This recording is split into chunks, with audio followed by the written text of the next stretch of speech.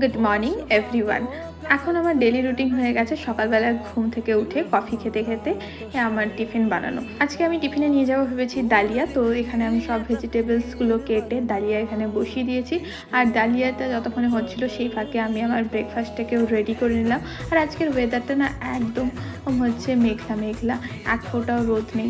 সব কিছু রেডি করে আমিও এইদিকে রেডি হয়ে নিলাম। এরপরে হচ্ছে আমার টিফিন সব বেগে পুড়ে রেডি শেডি হয়ে আমি বেরিয়ে পড়লাম অফিসের জন্য। অফিসে মোটামুটি আজকে অনেকটাই তাড়াতাড়ি আমি পৌঁছে গেছিলাম। আর এদিকে হচ্ছে গান শুনতে শুনতে আমিও কাজ শুরু করে দিই। আর অফিস থেকে ফিরে দেখো এত বড় একটা পার্সেল রিসিভ করলাম অ্যামাজন থেকে। এটা দুদিন ধরে হচ্ছে ফিরে যাচ্ছিল, কারণ বাড়িতে কেউ ছিলই না রিসিভ করার জন্য। তো আজকে ফাইনালি আমি এই পার্সেলটা হাতে পেলাম। এর মধ্যে রয়েছে একটা প্রেশার কুকার প্রেস্টিজের, আর রয়েছে একটা টিফিন বক্স, যেগুলো হচ্ছে খুবই দরকার ছিল আমার। তো আমি তো এগুলো হাতে পেয়ে এখন তো খুবই হ্যাপি। তো চলো আজকের জন্য এইটুকুই, আবার দেখা হচ্ছে কালকে। Bye, take care and good night.